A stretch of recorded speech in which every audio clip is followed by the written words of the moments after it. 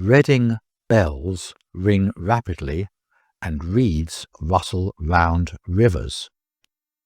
You try.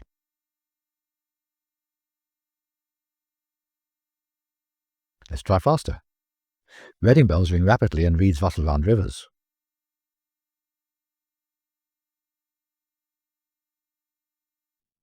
There we go. And if you're wondering about the pronunciation Reading, it's because it's a town to the west of London. Not Reading, but Reading.